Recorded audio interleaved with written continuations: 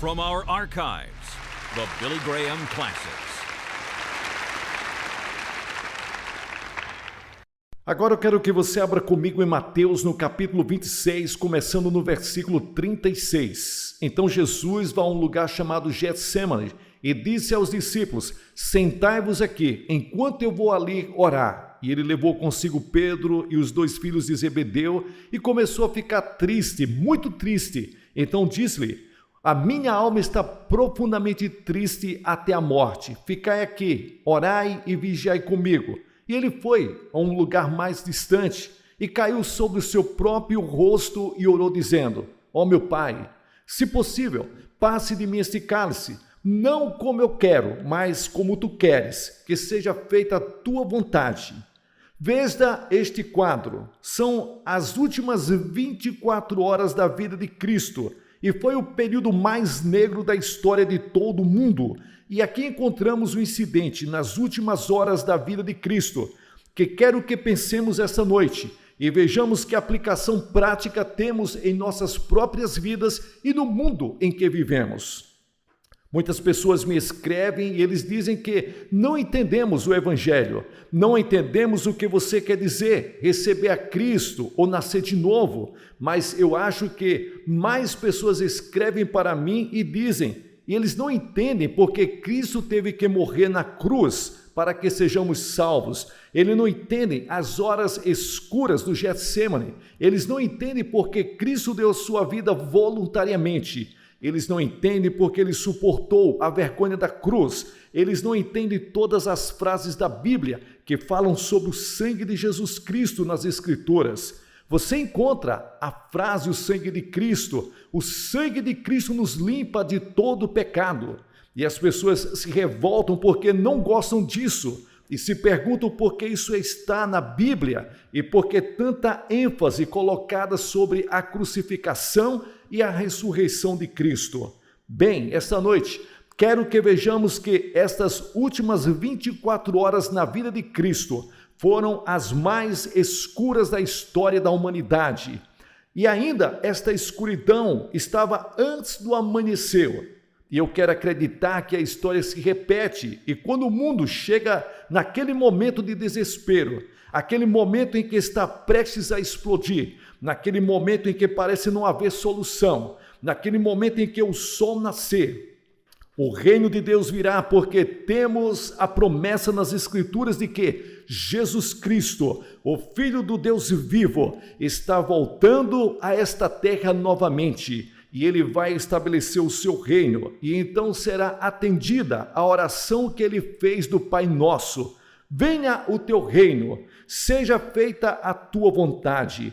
Mas antes do julgamento, antes da coroa, antes o reino, antes da vitória, tem que vir o sofrimento, tem que vir a cruz. E antes que você possa compartilhar da vitória de Cristo, antes que você possa ter uma nova vida aqui e agora, antes que você possa ir para o céu, antes que você possa reivindicar a promessa de que algum dia reinaremos com Cristo, você também deve vir para a cruz. Você também deve suportar a humildade do arrependimento do pecado.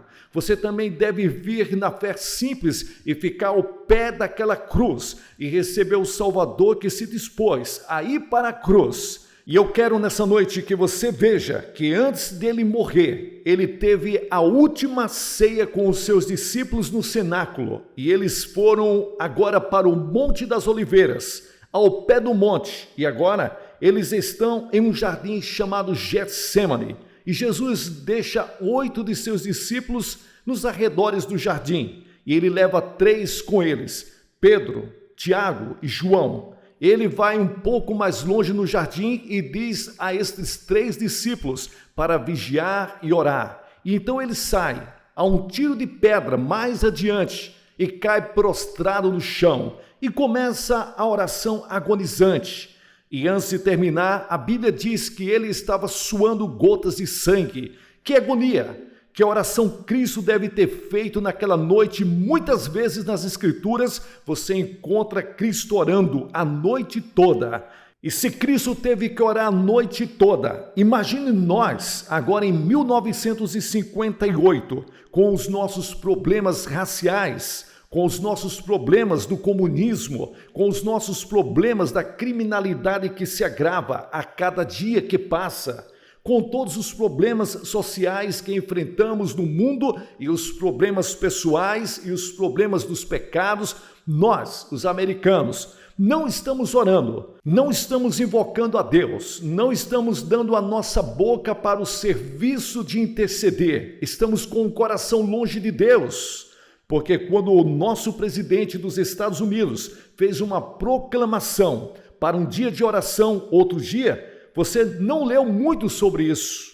Poucas igrejas observaram muito pouco e muitas poucas pessoas passaram algum tempo em oração, no dia de oração. Quando o presidente disse que precisamos invocar a Deus, o povo não invocou.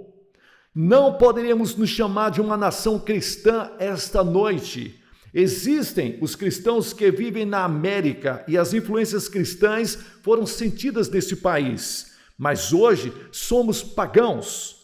País pagão, estamos longe de Deus. Temos muita religião, lindas igrejas, mas nossos corações estão longe de Deus. Não estamos gastando tempo em oração. A hora mais negra da história destas últimas 24 horas da vida de Cristo. Estamos vivendo hoje, vivendo à beira do próprio inferno, vivendo à beira da aniquilação e não estamos orando, não estamos invocando a Deus e Jesus orou e agonizou até suores e gotas de sangue saírem de sua transpiração naquela noite. Jesus orou uma misteriosa oração. Uma oração incomum, uma oração estranha. E ele disse: Deus, se for possível, passe de mim este cálice. Todavia, não seja feita a minha vontade, mas seja feita a sua. E o que ele quis dizer com essa oração? Porque quando você oferece um cálice de remédio a uma criança, ela o recebe. Mas o que Jesus quis dizer naquela noite foi por causa do cálice amargo que foi oferecido a ele. E ele pede ao Pai. E eu quero que você veja esta noite. Ele sabia, Jesus, que a cruz estava sempre diante dele, a sombra da cruz. Desde o dia em que ele estava em seu batismo na tentação, as bodas de Canaã. Quando ele disse que as minhas horas ainda não chegaram. Quando a multidão queria que ele fosse feito rei e o exaltaram. Na hora da transfiguração, quando ele falou com Elias e Moisés, ele sabia que deveria morrer. Ele ensinou a seus discípulos que ele deveria ir para a cruz, porque ele havia lido nas Escrituras do Antigo Testamento sobre o sofrimento do Messias, que devia suportar a sombra da cruz, estava sempre diante dele, o tempo todo.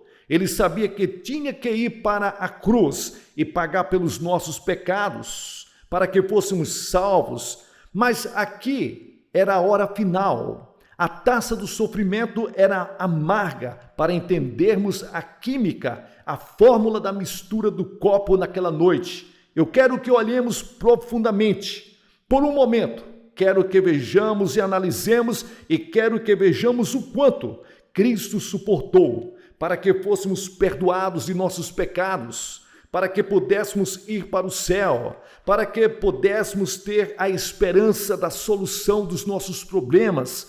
Primeiro, o primeiro elemento. Naquele copo havia a dor física dos homens que morrem mortes terríveis, homens que morreram queimados em fogueiras, homens que morreram e sofreram dores físicas, mas a morte na cruz foi algo ainda pior do que tudo isso. A morte na cruz é considerada a pior tortura possível que um homem pode suportar.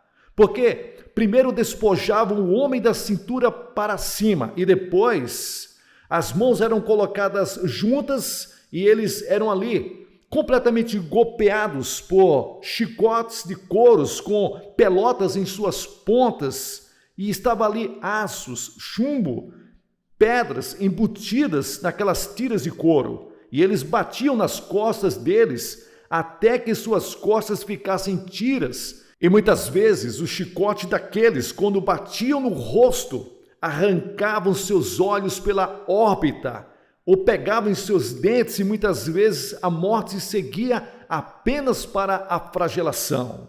Flagelações que foram dadas por grandes homens musculosos. Jesus suportou esse tipo de açoitamento para você e para mim.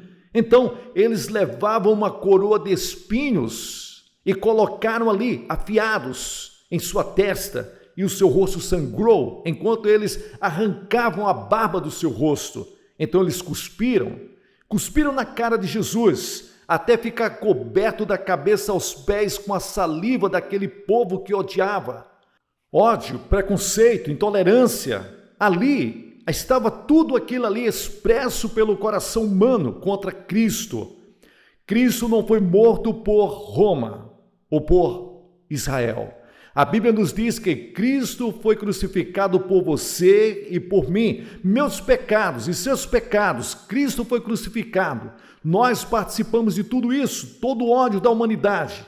Nós vimos nesses últimos dias terroristas pegar bananas de dinamite e jogar contra pessoas, explodindo sinagogas, só para expressar seu ódio. Que Deus tenha misericórdia deles. O coração humano se expressa naquela cruz, enquanto espancavam, enquanto cuspiam, enquanto colocavam uma coroa de espinhos sobre ele, e lhes dão uma cruz de cerca de 80 quilos para ele carregar. E ele tropeça ao longo da estrada com aquela cruz, até que Simão o Cirineu teve que entrar, ajudá-lo a carregar a cruz. E tenho a certeza hoje que ele está lá no céu, está emocionado, orgulhoso pelo fato de ter ajudado a Jesus Cristo a carregar a cruz. Você ajudou Jesus Cristo a carregar a cruz? Você foi um dos que colocaram os pregos nas mãos dele? Mas você diz, Billy, eu nunca colocaria um prego nas mãos de Jesus. Eu nunca pegaria e açoitaria a Cristo. Você não fez isso diretamente. Mas o seu pecado, o pecado que você cometeu hoje, ajudou Cristo a ser crucificado. Porque essas pessoas eram os nossos representantes, estavam se expressando neles. Você e eu ajudamos Jesus a ser crucificado. Ele estava ali morrendo por nossos pecados. Então eles o levaram para o Gólgota e colocaram pregos em suas mãos, rasgaram as suas mãos e os seus pés, e ele não emitiu um som sequer. Saiu da sua língua. E a sua língua estava inchada, e ele ficou pendurado horas após horas naquela cruz terrível. E então, no final, às vezes, enquanto uma pessoa estava morrendo na cruz, os pássaros vorazes, os abutres, vinham com seus bicos de ferro e picavam enquanto a pessoa estava viva.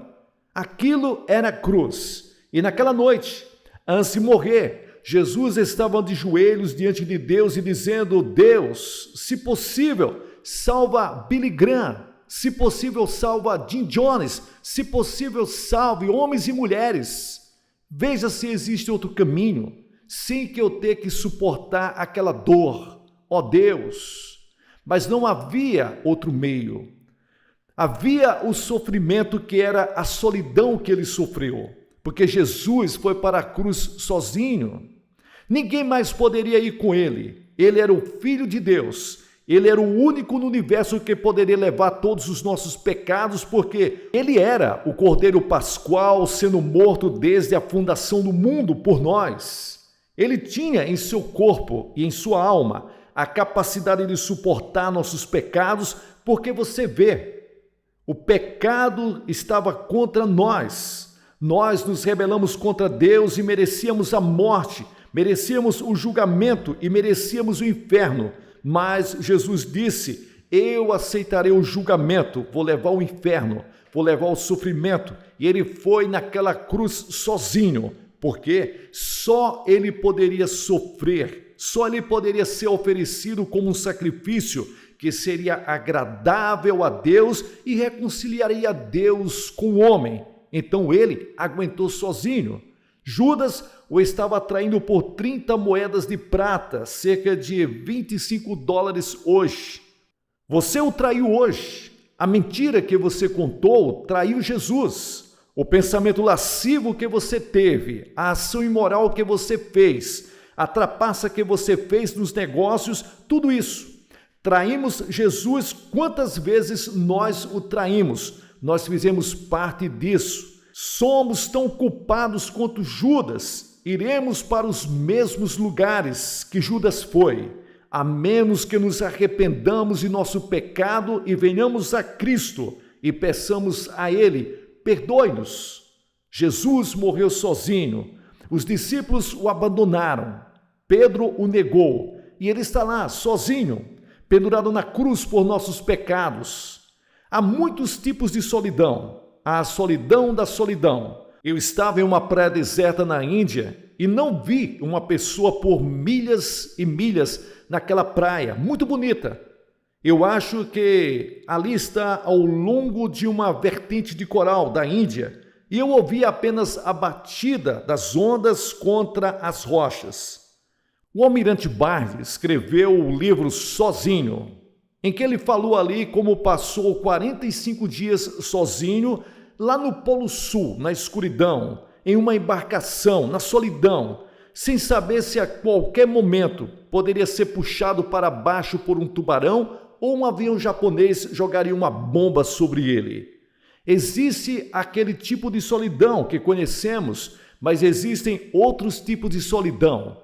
Existe a solidão da sociedade. As pobres criaturas que estão morando em um cortiço em Nova York essa noite, assistindo essa transmissão. Você nunca recebe uma carta, você nunca ouve uma palavra de encorajamento, você nunca sente um aperto de mão de um amigo. A sociedade rica, cujo líder vive no dinheiro, compra tudo, menos a felicidade, a alegria. A garota que veio do campo está em Nova York, em Los Angeles, essa noite, que está em busca de fama, fortuna na cidade grande e que esteve desiludida, desapontada, e agora ela está sozinha. Solidão, a solidão no meio da multidão. Alguns de vocês morando sozinhos no meio da cidade grande, estão essa noite com um vazio no coração. Eu quero lhes dizer algo esta noite: dê a sua vida para Jesus Cristo e Ele pode se tornar seu amigo mais próximo do que o irmão. Ele pode estar com você em sua solidão.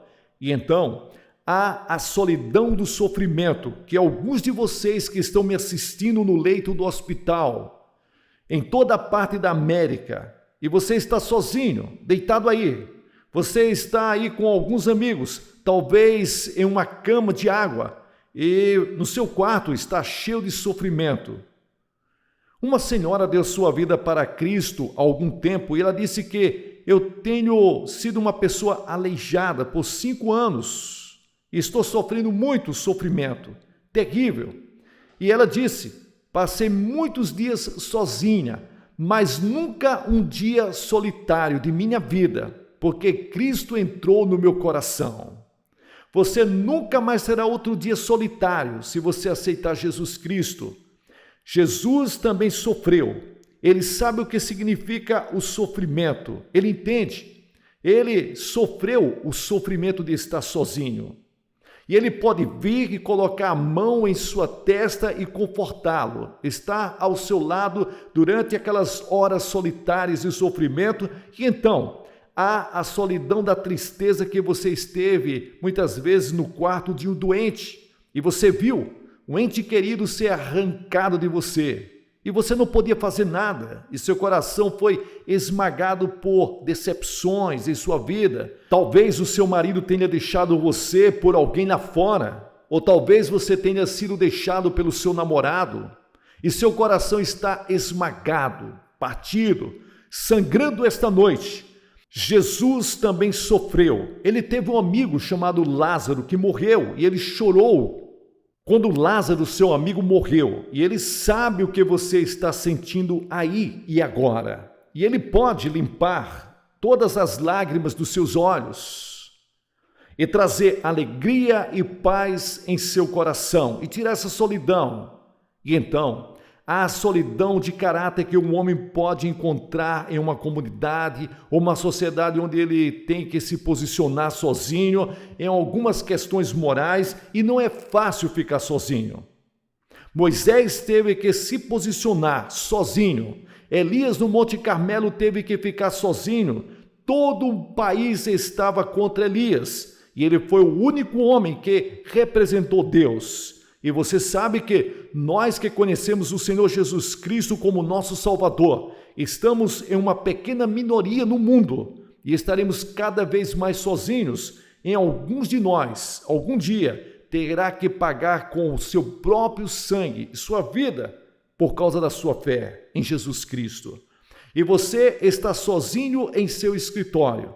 Você é o único como cristão. Você é o único que está tentando viver para Cristo no campus da escola. Você é o único em sua classe. Você é o único em sua comunidade tentando viver para Deus. E às vezes você fica desanimado e se sente sozinho. Lembraremos que quase todo mundo que Deus usou conhecia aquelas horas de solidão. E depois vem a solidão de caráter, a solidão do pecado. E tudo isto, a Bíblia diz que quando Judas traiu Jesus naquela última noite e saiu da ceia, da reunião dos discípulos, e saiu porque era noite. Lembra-te quando estavas jovem e a sua consciência era sensível?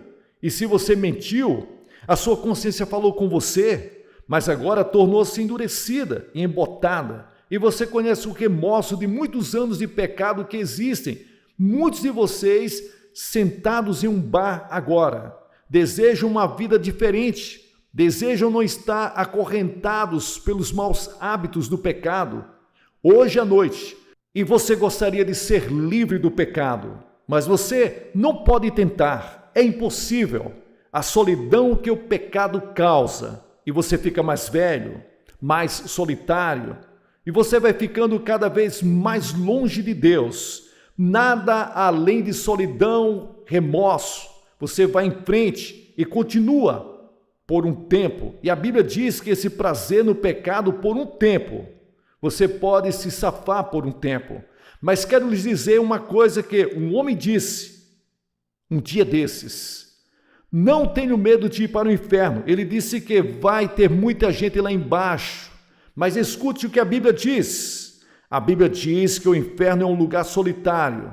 Mas não há ninguém lá. Você nem verá o diabo. Muitas pessoas têm uma ideia de que o diabo está ali, parado em uma fornalha, dando ordens, sentado em um grande escritório, comandando o inferno. Isso é uma imagem geral que as pessoas têm. Mas o inferno é a separação de Deus, é escuridão, noite e escuridão e solidão. E você vai ficar sozinho. Não verá seu marido, não verá a sua mulher, não verá o seu amigo, ficará sozinho. A solidão do pecado. O pecado paga o seu salário e esmaga sua personalidade, esmaga sua vida, esmaga sua alma e acaba no inferno. Volte-se para Cristo esta noite. Arrependa-se dos seus pecados vivendo para Cristo.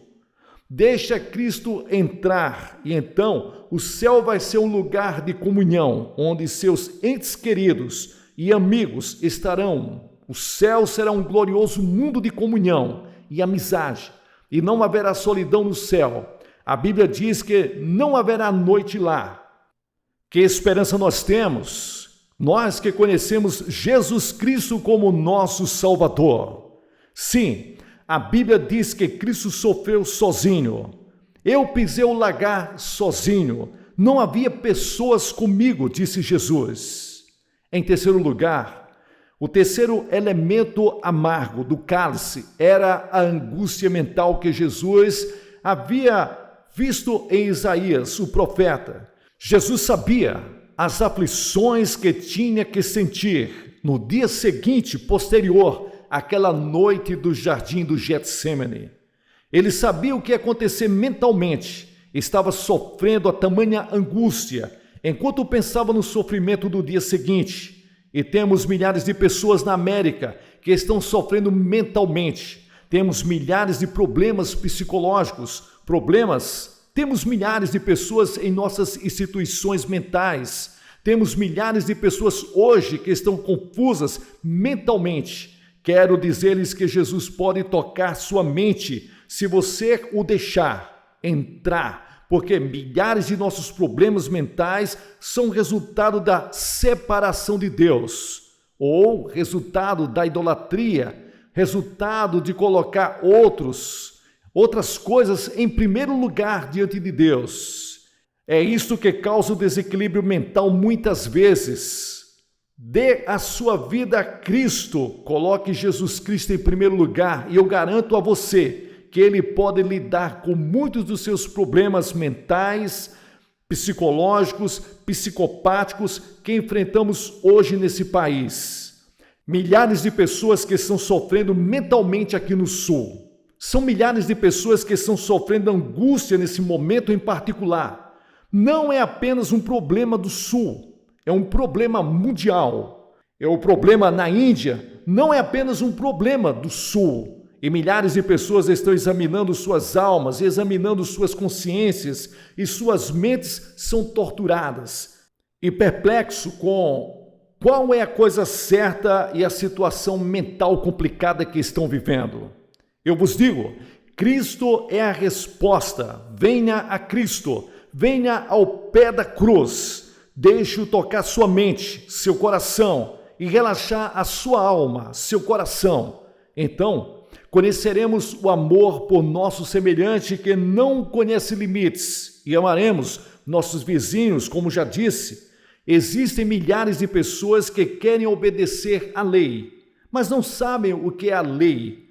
E o governo federal fala uma coisa, o governo estadual fala outra. Eles ficam confusos e tem uma tremenda confusão no problema, porque é um problema constitucional, assim como é um problema racial e é tudo confuso. E muitas pessoas estão fazendo declarações emocionais no momento quando poderíamos ir a Deus, à cruz, e Cristo traria solução para todos os nossos problemas que nos confundem.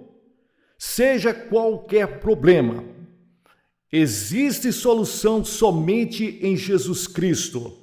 Você precisa de Cristo. E em quarto lugar, o quarto elemento nesse cálice amargo que Jesus estava prestes a beber, era o cálice da angústia da alma. Todos os outros, físico, dor, solidão, sua vergonha e angústia mental não eram nada comparados ao sofrimento espiritual que Cristo estava para sofrer na cruz naquele dia. E naquela noite, ele estava pensando nisto, seu sofrimento. Foram resumidos em uma pequena palavra: pecado. Pecado porque isso, no dia seguinte, Jesus ia ser culpado pela primeira vez de assassinato e roubo e adultério e mentira e avareza e idolatria, porque ele estava indo tomar o nosso lugar de pecado. E uma nuvem iria passar entre ele e Deus. Uma nuvem pela primeira vez, e sua alma pura, justa, iria se encher de pecado. Seus pecados iriam ser lançados sobre ele. A Escritura diz que Deus colocou sobre ele a iniquidade de todos nós. A Bíblia diz que ele foi feito pecado por nós que não conheceu pecado. Ele nunca teve pecado conhecido, mas ele foi feito pecado. Como sua alma deve ter estremecido, como sua alma deve ter sido abalada, como Jesus deve ter olhado com aquele poder, como ele se esgueirou e disse: ó Deus, se possível, passe este cálice de mim. Ó Deus, não quero beber este cálice se houver outra maneira de salvar os homens, se houver outra maneira de o mundo ser salvo. Suponha que um homem poderia trabalhar pela sua salvação.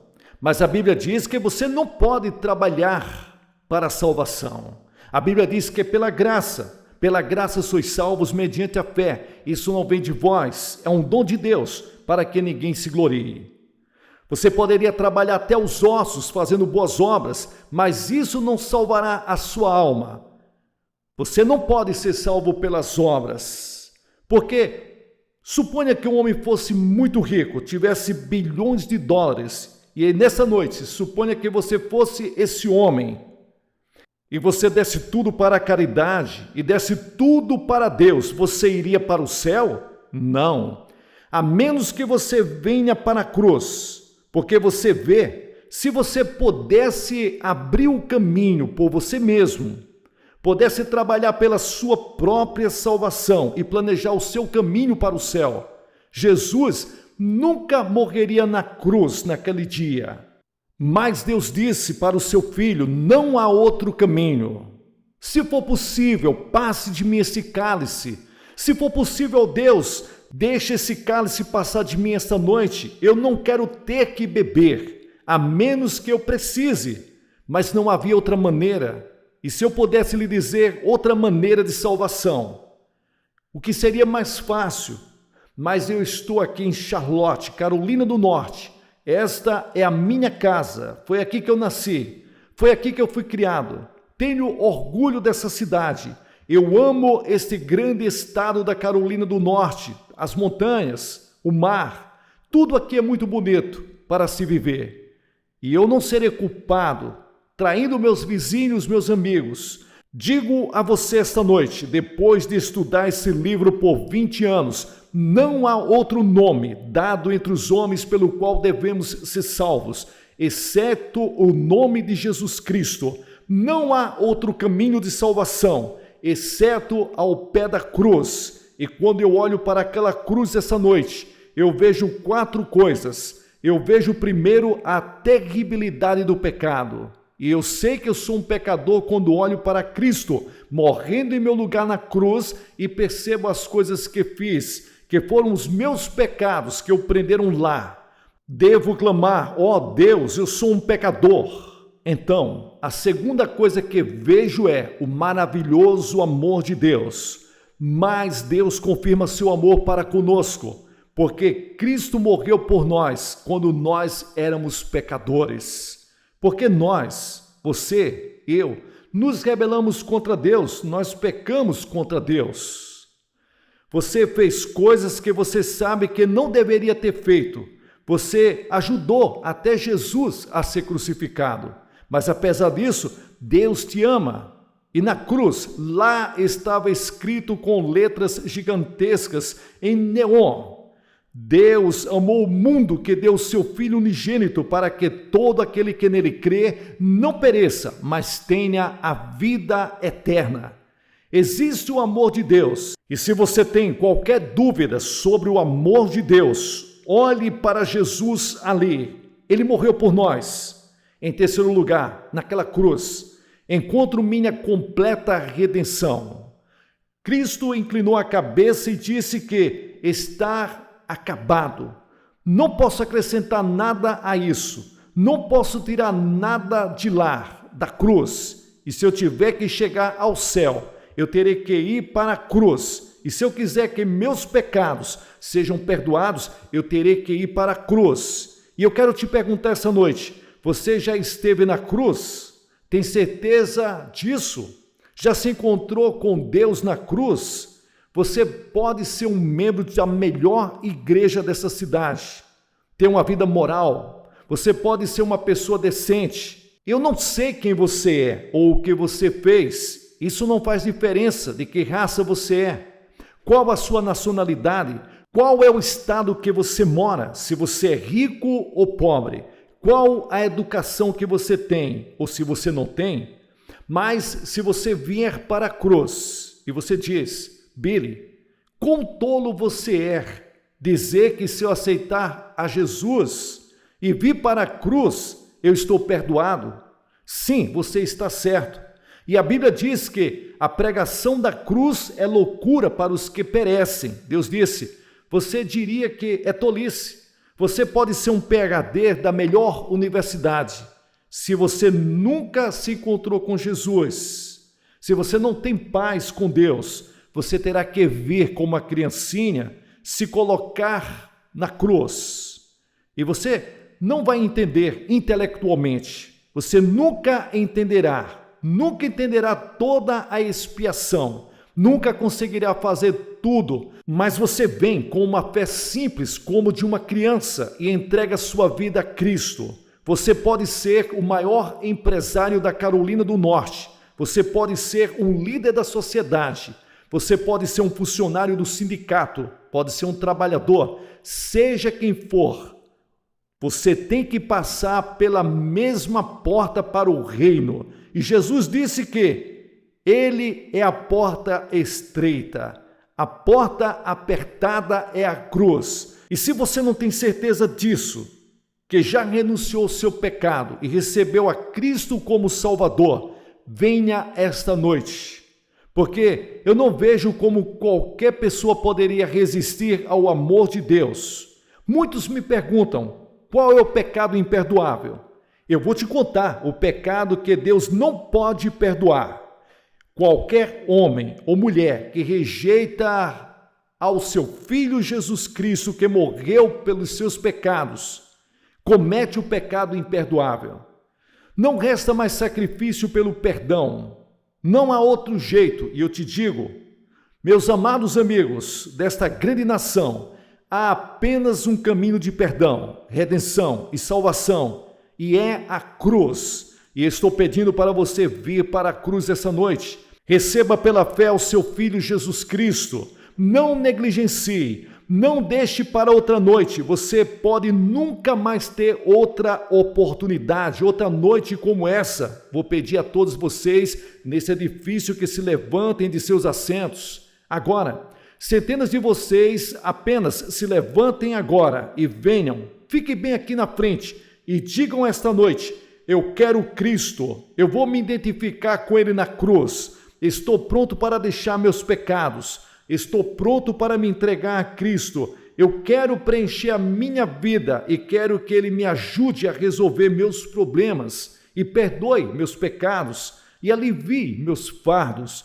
Eu quero que Ele entre em minha vida, esteja perto de mim como um irmão. Quero que Ele entre e me ajude e me perdoe e me purifique. Estou disposto a vir conhecer Ele na cruz. Deus diz, quero te conhecer, quero te ajudar, mas só vou encontrar você e ajudá-lo em um lugar, e essa é a cruz. E pode parecer tolice dizer, levante-se da cadeira e venha. Não me pergunte como isso acontece, eu só sei. Quando um homem vem a Cristo, ele nunca mais pode ser o mesmo. Eu só sei que sua vida muda se você vem para a cruz. E eu vou pedir a você para vir agora. Centenas de vocês em todo o prédio, apenas se levantem de seus assentos nesse momento.